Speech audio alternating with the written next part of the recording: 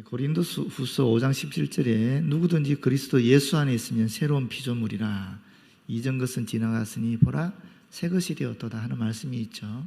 우리가 예수 믿으면 새로운 피조물이 된다라는 것입니다. 이 새로운 피조물이 된다는 말이 무슨 말입니까? 구원 얻은 존재가 된다 하는 것이죠. 근데 여러분, 우리가 구원을 이야기할 때 일반적으로 어떻게 생각합니까? 나를 얽매이고 있는 모든 것으로부터 자유로워지는 것이 구원이지요. 그런데 그 모든 얽매임으로부터 자유로워지는데 그 안에 또는 그 내면에 또는 그 깊이에 뭐가 있느냐, 그 바탕에 뭐가 있느냐 하면 사실 구원에 정확한 내면적인 의미가 있습니다. 그거는 하나님과 친밀한 관계를 가지는 것입니다. 하나님과 친밀한 관계를 가지게 됨으로써 사실은 우리를 얽매이는 것부터 자유로워지는 것이거든요. 그게 구원이라는 거예요. 여러분, 그렇다면 우리가 새로운 피조물이 되어서 구원 얻은 존재로 이 땅을 살아가는데 이 구원이라는 것이 다른 희한한 깨달음을 우리에게 줍니다. 뭐냐면은 진짜 구원이라는 것이 하나님과 친밀한 관계를 가지는 게 구원이라 그런다면은 하나님과 친밀한 관계를 가지는 가운데에서도 우리에게는 아픔이 있을 수 있어요. 그렇죠? 고난이 있을 수 있다라는 거예요. 예기치 않은 그런 어려움들이 있을 수 있다라는 거예요. 하나님과 친밀한 관계를 가지고 있음에도 불구하고 그런 일이 있을 수 있어요, 없어요? 있잖아요. 그러면 그 고난, 그 어려움, 그 고통이라는 것은 사실은 그것 자체도 구원이 될 수 있는 겁니다. 좀 어려운 얘기일 수 있는데 한번 잘 생각해 보십시오.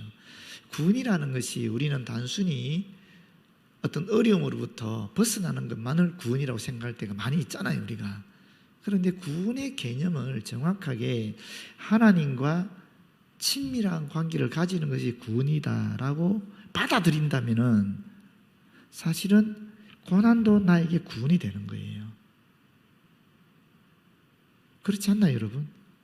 오히려 어떻게 생각하면 고난 속에서 더 우리는 하나님과 친밀하게 될 때가 많이 있거든요. 그러면 고난 그 자체가 어쩌면 우리에게는 구원이 될 수 있다는 거예요. 그래서 우리가 예수 믿는 사람으로 이 땅을 살아가는 것인데 예수 믿는 그리스도인들은 세상 사람들과 다른 생각을 가지고 다른 가치관을 가지고 그렇게 살아가는 사람들이거든요. 다른 세상 사람들은 고난을 겪게 되면은 이게 저주받았다라고 여길 수 있잖아요. 고난에서 벗어나는 게 구원이다라고 생각하지 않습니까? 그런데 오히려 우리는 구원이라는 것이 하나님과의 친밀한 관계를 유지하는 것이 구원이다라고 여기게 된다면 고난조차도 사실은 우리에게는 구원이 될 수 있다 하는 이야기예요. 사실 엄청난 얘기인데 어쩌면 받아들이기 힘든 얘기인데 우리가 이 구원의 개념을 다시 한번 정립해 보면 고난조차 우리에게 구원일 수 있다 하는 생각을, 그런 깨달음을 여러분들이 가질 수 있으리라고 여겨요. 제가 코나 열방대학에서 2주 동안 배웠던 가장 핵심적인 내용이 뭐냐면 바로 이것입니다. 하나님과 친밀하게 되는 것. 그게 구원이고 하나님과 친밀하게 되기 위해서 우리가 사실은 애를 써야 되는 거다라는 것을, 그게 영성훈련이고 그게 신앙생활이라는 것을 제가 확실히 깨달았거든요. 그런 면에 있어서 고난조차도 구원일 수 있다 하는 것을 여러분이 조금 열어놓으시기를 바라요. 그럴 때 더 깊고 풍성한 하나님의 은혜를 누릴 수 있으리라고 여겨집니다. 오늘 제목은 사실은 사랑 가운데 행하라 되어 있는데 이 정확한 제목은 그리스도인다운 삶에 대한 이야기입니다. 사실 생각이 다르다 하는 것은 그 생각에 따라서 오는 게 느낌이거든요. 이 우리의 감정, 이 정서, 이런 느낌도 달라질 수 있다는 것이고요. 이 생각과 느낌이 달라지면 행함도 달라질 수 있는 것입니다. 예수 믿는 사람과 예수 믿지 않는 사람의 생각이 다르면 느낌도 달라지고 또 행위도 달라질 수 있다라는 것을 전제하고 말씀드리는 것입니다. 그리스도인다운 삶을 우리가 어떻게 살아야 되는가? 우리의 생각이 바뀌어야 되는 거죠. 그러면서 우리의 느낌도 바뀌어야 되는 겁니다. 그리고 자동적으로 행위도 안 믿는 사람들과는 달라지는 것이 그리스도인다운 삶을 살아가는 것이라고 볼 수 있습니다. 그런데 이것을 좀 더 구체적으로 오늘 본문을 통해서 보기를 원해요. 본문을 보게 되면 먼저 그리스도인다운 삶이 뭐냐?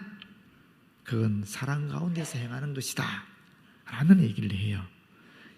1절에 보게 되면 그러므로 사랑을 받는 자녀같이 너희는 하나님을 본받는 자가 되고 그리스도께서 너희를 사랑하신 것 같이 너희도 사랑 가운데서 행하라. 이렇게 얘기하죠. 5장 1절 2절 말씀입니다. 그리스도인은 어떻게 된다고요? 여기서 말하는 건 하나님을 본받는 자가 되어야 된다라고 얘기하고 있어요. 그런데 하나님을 본받는다는 것이 우리가 머릿속에 들어오지 않잖아요. 그래서 하시는 말씀이 하나님을 본받는 자가 되기 위해서는 어떻게 해라고요? 그리스도를 본받는 자가 되어라 라고 얘기하고 있는 것입니다. 그럼 그리스도를 본받는 것이 도대체 뭐냐? 그게 바로 사랑 가운데서 행하는 거라는 겁니다. 그러면 그리스도께서 우리에게 보이신 그 사랑 가운데 행한 것이 뭐냐 했을 때 그 뒤에 그는 우리를 위하여 자신을 버리사 향기로운 제물과 희생 제물로 하나님께 드리셨느니라 이렇게 얘기하는 거예요. 사랑 가운데 행한 그리스도의 구체적인 그 사랑이 무엇이냐? 향기로운 제물과 희생 제물로 하나님께 드려졌다라는 것입니다. 그러면 이 향기로운 제물이 뭘까요? 그리고 이 희생 제물은 뭘까요? 그걸 봐야 되겠죠. 여기서 향기로운 제물이라는 것은 유대 제사에 있어서 모든 제물을 다 총칭하는 것입니다. 하나님께 드려지는 모든 제사의 제물을 다 향기로운 제물이라고 그랬습니다. 그러면 여기서 희생 제물은 그 모든 제물들 중에서 특별히 드린 희생 제물을 얘기하는 거예요. 예수님의 삶과 연결하면 이렇습니다. 향기로운 제물이라는 것은 예수께서 하나님으로서 얼마든지 하늘나라에서 영원한 영광을 누리며 편안하게 잘 지낼 수 있음에도 불구하고 인간으로 이 땅에 오셨다라는 거예요. 그걸 우리가 성육신이라고 그러죠. 그 예수님의 그 성육신적인 희생, 헌신, 사랑을 향기로운 제물이라고 할 수 있는 것입니다. 그럼 여기서 말하는 희생 제물은 뭐겠어요? 너무나 쉽죠? 십자가에서 우리를 대속하시기 위해 흘리신 그 희생의 피, 대속의 죽음, 그 사랑을 이야기하는 것입니다. 그리스도를 본받아야 하나님을 본받을 수 있는데 그 그리스도를 본받는 것은 바로 이와 같은 성육신적인 사랑과 십자가의 사랑을 우리가 행하는 것이다 라고 볼 수 있는 것입니다. 그런데 이와 같은 성육신적인 사랑과 십자가의 대속적인 사랑을 우리가 행해야 되는데 이 행하기 위해서 하지 말아야 될 두 가지가 있고 해야 될 세 가지가 있습니다. 그것을 오늘 본문을 얘기하고 있는 거예요. 구체적으로 말씀드리면 첫 번째, 마귀에게 틈을 주지 말라 하는 것입니다. 4장 25절을 보게 되면 그런즉 거짓을 버리고 각각 그 이웃과 더불어 참된 것을 말하라. 이는 우리가 서로 지체가 됨이라 하는 말씀이 있죠. 여기 거짓을 버리고 참된 것을 행하라 그랬습니다. 성경에 나오는 용어들은 우리가 알고 있는 용어와 똑같이 생각하시면 안 됩니다. 원래 쓰여졌던 그 내용을 우리말로 번역하다 보니까 가장 가까운 단어로 이런 말을 번역을 했는데 더 깊은 의미는 조금 다를 수가 있어요. 같은 말이긴 한데 그 의미가 우리가 선입관적으로 알고 있는 그 단어의 의미와 성경에서 말하는 그 단어의 의미는 조금 다를 수 있다라는 거예요. 그런데 우리가 원어를 알지 못하니까 원어를 안 보더라도 이 하나님의 말씀인 한글로 기록된 하나님 말씀에서 그 단어의 의미를 좀 더 구체적으로 또렷하게 알려고 하면 어떻게 하느냐 하면은 그 구절을 보는 거예요. 그 문맥을 보는 거예요. 그 문장을 보는 거예요. 그래서 문장에서 단어와 단어가 어떻게 연결이 되어 있고 어떻게 대조적인 것으로 비교되는 것으로 사용되고 있는가 하는 것을 자세히 보시게 되면 그 단어의 의미를 좀 더 구체적으로 알 수가 있어요. 예를 들어서 이런 것입니다. 여기 지금 거짓을 버리고 그랬습니다. 거짓. 우리가 거짓 그러면 거짓말이잖아요. 쉽게 말하면 그죠? 근데 그 거짓에 반대되는 말이 뭐겠어요? 참이죠. 문맥이 그대로 나옵니다. 한 문장 속에 거짓을 버리고 참된 것을 말하라 라고 되어 있잖아요. 참된 것을 말하라. 그래서 거짓의 의미는 참된 것에 반대되는 것이다 하는 것을 이 문맥 속에서 우리가 파악하게 되는 것입니다. 두 번째 방법이 있어요. 두 번째는 뭐냐면 성경에서 관주하는 거예요. 다른 성경에서 이 부분을 어떻게 이야기하고 있는가 하는 겁니다. 같은 단어에 대해서 여기 지금 거짓이라 그랬잖아요. 거짓에 대해서 찾아보시게 되면 요한복음 8장 44절 말씀이 딱 나와요. 그 말이 뭐냐면 이렇습니다. 너희는 너희 아비 마귀에게서 났으니 너희 아비의 욕심대로 너희도 행하고자 하느니라. 그가 처음부터 살인한 자요 진리가 그 속에 없으므로 진리에 서지 못하고 거짓을 말할 때마다 제 것으로 말하나니 이는 그가 거짓말쟁이요 거짓의 아비가 되었습니다. 여기 거짓이라는 말이 나오잖아요. 그죠? 거짓의 아비, 거짓의 근원, 거짓의 시초가 누군가? 마귀라는 겁니다. 지금 우리 본문에 나오는 거짓을 버리라는 것은 마귀를 버리라는 말과도 일맥상통한다라고 볼 수 있는 겁니다. 그래서 한 문장 속에서 대조되는 것이나 비교되는 것을 통해 그 단어의 의미를 또렷이 파악할 뿐만 아니라 성경의 다른 부분에서 이 단어가 어떻게 사용되는가를 통해서도 우리는 이 본문에 나오는 단어를 정확하게 더 깊이 깨달아 알 수 있다는 것을 지금 말씀드리고 있는 것입니다. 처음부터 살인한 자다. 이게 무슨 의미냐면 아담과 하와에게 사탄이 유혹했잖아요. 유혹해서 그 유혹에 빠뜨려진 아담과 하와가 어떻게 됐습니까? 에덴에 추방되었죠. 에덴에 추방되기 전에 하나님께 징계의 명령을 듣습니다. 그게 뭡니까? 죽는 것입니다. 죽음입니다. 사실은 아담과 하와를 죽인 존재가 사탄이라는 거기 때문에 사탄은 살인한 자다라고 얘기하고 있는 것입니다. 그리고 거짓말로 유혹했잖아요. 그래서 거짓의 근원, 거짓의 시초, 거짓의 아비가 바로 이 마귀다, 사탄이다 하는 이야기를 하고 있는 것입니다. 그래서 이 4장 25절을 또 구체적으로 설명하는 것이 바로 그 뒷문맥에 나와요. 27절 보십시오. 거짓을 부리라 그랬는데 27절은 뭐라 그럽니까? 마귀에게 틈을 주지 말라라고 또 구체적으로 설명하고 있는 것입니다. 그래서 이 거짓이 의미하는 게 뭔가? 사실은 마귀라는 거예요. 자, 그렇다면 우리가 그리스도인으로 사랑 가운데 행하는 성육신적 사랑과 십자가의 사랑을 행하기 위해서는 어떻게 된다고요? 마귀를 벗어나야 되는 거예요. 마귀에게서 벗어나야 되는 거예요. 마귀에게 틈을 줘서는 안 된다라는 것입니다. 그럼 어떻게 마귀에게 틈을 주지 않을 수 있는가? 세 가지로 얘기하고 있어요. 첫 번째는 26절 말씀입니다. 분을 내어도 죄를 짓지 말며 해가 지도록 분을 품지 말고 이렇게 되어 있어요. 여러분 이 구절을 그냥 원어대로 그대로 직역하면 이렇습니다. 분을 내어라. 그러나 죄를 짓지는 말라. 해가 너의 분 위에 지지 않도록 하라. 이게 직역한 말입니다. 쉽게 말하면 분을 내라는 거예요. 화를 내라는 거예요. 화를 내는 것이 죄는 아니라는 거예요. 그럼 뭐가 죄라는 거예요? 화를 내는데 죄가 될 수 있는 화가 있고 죄가 될 수 없는 화도 있다라고 얘기하고 있는 겁니다. 우리는 일반적으로 화내는 것이 다 죄인 줄 알잖아요. 그렇지 않습니까? 일반적으로 성도들이 다 그렇게 생각하거든요. 사실 우리 그리스도인들은 착함 컴플렉스라는 게 있어요. 착하게 살아야 된다 하면서 화도 내서는 안 돼. 그런데 여러분 희노애락이라는 감정은 하나님께서 인간을 창조하실 때 주신 느낌입니다.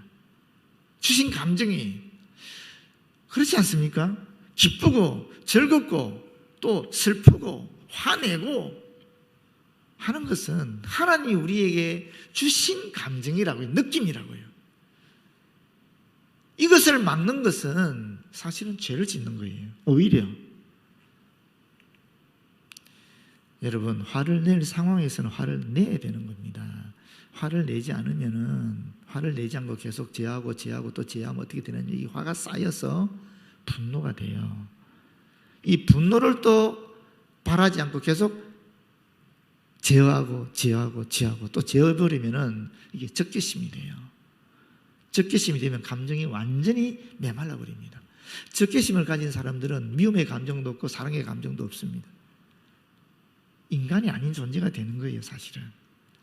그래서 화가 날 때는 화를 내야 되는데 어떻게 내야 되는가, 그게 중요한 거죠. 화는 에너지이기 때문에 안 낼 수가 없는 거예요. 하나님 우리 인간에게 주신 에너지라고요. 기쁨도 에너지고 이 슬픔도 에너지고 어떻게 보면 이 화도 에너지거든요. 근데 이 에너지를 잘 조절하고 또 에너지의 방향을 잘 설정하는 게 중요한 거지. 에너지 그 자체를 가둬버리면은 죽는 거죠, 우리가. 그래서 여기 보시게 되면 분을 내어라, 그러나 죄는 짓지 말라라고 얘기하는 것입니다. 어떻게 하는 것이 죄를 짓지 않는 것입니까? 어떻게 하는 것이? 성경에 보게 되면 비나스가 이 고스비라는 여인과 이스라엘 족장의 아들을 창으로 죽여버리거든요. 그때 하나님 하신 말씀이 있어요. 그는 나를 위해서 분노했다라는 거예요. 하나님을 위해서 분노했다라는 거예요. 하나님을 위해서 화를 냈다라는 거예요. 그래서 그 비나스의 분노를 우리는 보통 거룩한 분노라 그러거든요. 하나님을 위해서 화를 내는 것은 괜찮다라는 거예요. 근데 여러분, 우리가 화를 많이 내봤잖아요. 일반적으로 우리가 아이들을 가르칠 때 화를 낼 때 어떻게 냅니까? 첫 번째 화를 낼 때는 이 아이가 하나님 뜻에 바람직하게 자라날 수 있도록 바르게 양육하기 위해, 다시 말하면 아이를 위해서 화를 내는 거예요. 그렇죠? 그런데 그렇게 바르게 잘 양육하는데 아이를 위해서 화를 내는 애가 말을 안 들어요. 그 다음부터 어떤 마음이 듭니까? 내 속에서 내 자존심이 상하는 거예요. 이 아이가 나를 아버지로 용납하지 않는다 하면서 무시당하는 느낌을 받는 거예요. 그때는 이 아이를 위한 화가 아니고 나를 위한 화가 나오는 거예요. 그건 죄라는 겁니다. 내 자녀를 양육할 때에 내 자녀를 하나님 뜻에 바람직하게 양육하기 위해서 화를 낼 수 있는데, 아이를 위해서 하나님 위해서 내는 화잖아요. 그건 죄가 아닌데 그 뒤에 자존심이 상해서 내가 무시당하는 느낌 때문에 나오는 그 화는 죄라는 겁니다. 그래서 여러분, 죄를 짓지 않는 화라는 것은 아주 어렵지요. 사실 화는 감정의 문제잖아요. 그러나 이 화를 낼 때는 매우 이성적으로 차갑게 내야 됩니다. 그럴 때는 죄가 되지 않는다라는 거예요. 내가 요만큼 화를 내는 것이 이 아이에게 유익할까? 아니면 이 아이의 지금 양육을 위해서 내가 요만큼 화를 내는 것이 더 유익할까? 이것을 정말 논리적으로 차갑게 생각을 해서 내 화를 제어하면서 내야 된다라는 거예요. 그럴 때는 죄가 되지 않는다라는 것입니다. 그게 아니라 상대를 위한 것도 아니고 주님을 위한 것도 아니라 순전히 내 자존심 때문에 내가 무시당하는 것이 화가 나서 바라는 것은 죄가 된다라는 거예요. 두 번째 죄가 되지 않는 화가 뭐냐면은, 죄가 되는 화는 해가 지도록 분을 품는 것입니다. 해가 지도록 분을 품는다는 말이 무슨 뜻이냐면, 우리는 하루가 시작이 해가 뜰 때 시작하지만 유대 사람은 어떻다 그랬어요? 해가 지면서 하루가 시작한다 그랬잖아요. 그럼 해가 지도록 분을 품지 말라는 소리는 새로운 날이 될 때까지 분을 품어서는 안 된다라는 의미입니다. 다시 말하면 화는 그날 하루로 끝내라는 겁니다. 그걸 다음 날까지 지속시켜서는 안 된다라는 거예요. 죄로 이끄는 화라는 것은 계속적으로 지속해 나가는 것을 말하는 것입니다. 그 화를. 여러분, 화를 냅시다. 내는데 죄를 짓지 않도록 절제하면서 하나님 뜻에 맞게 내가 상대에 맞추어서 화를 내시기를 바라고요. 그리고 그 화를 계속 하루 지나서 지속시키지 않도록 우리가 애를 써야 된다는 겁니다. 그렇게 하지 않으면 마귀가 틈을 타서 우리로 하여금 추락하게 만든다는 것입니다. 두 번째는 도둑질하는 일입니다. 28절이죠. 도둑질하는 자는 다시 도둑질하지 말고 돌이켜 가난한 자에게 구제할 수 있도록 자기 손으로 수고하여 선한 일을 하라. 이렇게 말하고 있습니다. 도둑질하는 것은 사실은 자기가 생산한 일이 아니죠. 그죠? 자기가 만드는 일이 아니잖아요. 여기 도둑질하는 말과 반대되는 말은 선한 일이지 않습니까? 그러니까 지금 도둑질하는 것은 선한 일이 아니다라고 볼 수 있죠. 또 근데 우리가 선한 일이라고 그러면 어떻습니까? 선한 일. 선한 일 생각하면 착한 일이죠. 그죠? 착한 일 하면 떠오르는 또 일이 굉장히 많잖아요. 지금 막 엄청나게 많은 것이 떠오르잖아요. 근데 여기서 본문에서 얘기하는 것은 이 선한 일도 도둑질과 반대되는 개념의 이야기를 하는 거예요. 도둑질하는 것은 마귀에게 틈을 타는 것입니다. 맞지요? 그런데 도둑질하지 않는다고 해서 마귀가 틈을 타지 않는 것은 또 아니다 하는 것을 우리에게 보여주고 있습니다. 말을 자꾸 힘들게 하는 것 같은데 여러분 잘하면 오늘 좀 생각을 좀 많이 해야 됩니다. 생각해 보십시오. 도둑질하지 않고 지금 본문에서 뭐라 그럽니까? 자기 손으로 수고해서 일을 하겠어요. 그럼 내가 내 손으로 수고해서 일을 하면서 내 가족들을 양육하지 않습니까? 그것만 하면 되느냐? 아니다라는 거예요. 뭐까지 해야 된다라는 거예요? 가난한 자에게 구제할 수 있어야 된다라는 거예요. 내가 열심히 애를 써서 물질을 많이 만들었어요. 그리고 우리 가족들이 풍성하게 살아갑니다. 그것만 하면 마귀가 틈을 탄다라는 거예요. 어디까지 가야 마귀가 틈을 타지 않느냐? 그 물질을 가지고 우리 가족만 풍성하게 사는 것이 아니라 가난한 삶을 도와주는 데까지 나아가야 마귀가 틈을 타지 않게 된다라는 이야기를 하고 있는 것입니다. 세 번째 뭐죠? 더러운 말을 하는 일이 마귀가 틈을 타게 되는 것이다 라는 것인데 29절이죠. 무릇 더러운 말은 너희 입 밖에도 내지 말고 오직 덕을 세우는 데 소용되는 대로 선한 말을 하여라 라고 얘기하고 있습니다. 여기도 마찬가지입니다. 이 더러운 말과 반대되는 말이 뭐죠? 선한 말입니다. 그러면 선한 말의 구체적인 의미가 뭔가 앞에 있잖아요. 덕을 세우는 말이다라고 얘기하고 있지 않습니까? 덕을 세우는 말. 이 덕을 세우는 말의 뜻은 뭐냐면은 집을 세운다라는 뜻이에요. 그러면 이 덕을 세운다라는 것은 그리스도의 몸을 세우는 것을 의미하는 것입니다. 다시 말하면 그리스도의 몸된 교회 공동체를 세우는 것을 말하는 것입니다. 똑같습니다. 더러운 말이라는 것은 아무런 쓸모없는 말이고 다른 사람들로 하여금 쓸데없는 것을 생각하도록 하는 말이거든요. 그러면 내가 이 더러운 말을 하지 않고 침묵합니다. 그러면 마귀가 틈타지 않느냐? 아니라는 거예요. 더러운 말을 해도 마귀가 틈타지만 더러운 말을 그냥 받고 가만히 침묵하고 있어도 마귀는 틈을 타게 돼 있다는 거예요. 그럼 어떻게 해야 마귀가 틈을 타지 않습니까? 덕을 세우는 선한 말을 해야 마귀가 틈을 타지 않는다라는 것입니다. 우리 교회 공동체 안에 수많은 말들이 있습니다만은 더러운 말이 있을 수 있죠. 쓸데없는 소리 있을 수 있거든요. 근데 그걸 가만히 듣기만 하는 것도 사실은 내 영에 마귀가 틈을 타게 하는 거라는 겁니다. 그런 말을 듣게 되면은 오히려 교회 공동체에 덕을 세우는 말을 하는 것이 선한 일이고 선한 말이고 마귀가 틈을 타지 않게 하는 말이다 하는 것을 우리에게 알려주고 있는 것입니다. 마귀에게 틈을 타지 않은 말라 하는 말과 동시에 또 두 번째 뭐라 그랬어요? 이 30절에 보게 되면 성령을 슬프게 하지 말라라고 이야기하고 있습니다. 그리스도인이 되기 위해서는 그리스도인다운 삶을 살기 위해서는 이 마귀에게 틈을 주지 않아야 되고 동시에 성령을 슬프게 해서는 안 된다라는 것입니다. 그 성령을 슬프게 하지 말라는 말이 30절에 나오죠. 하나님의 성령을 근심하게 하지 말라. 이 근심하게 하지 말라 하는 말의 원어적 의미는 슬프게 하는 것을 의미하는 겁니다. 성령을 슬프게 하지 말라라는 것입니다. 왜냐하면 성령께서는 우리를 구원의 날까지 인쳐 주시기 때문에 그렇다는 겁니다. 그러면 그 성령을 슬프게 하는 구체적인 것이 무엇이냐? 6가지로 나옵니다. 31절에 구체적으로 얘기하고 있습니다. 첫 번째는 악독입니다. 두 번째는 노함입니다. 세 번째는 분냄입니다. 네 번째는 떠드는 것입니다. 다섯 번째는 비방하는 것입니다. 여섯 번째는 모든 악의를 말하고 있습니다.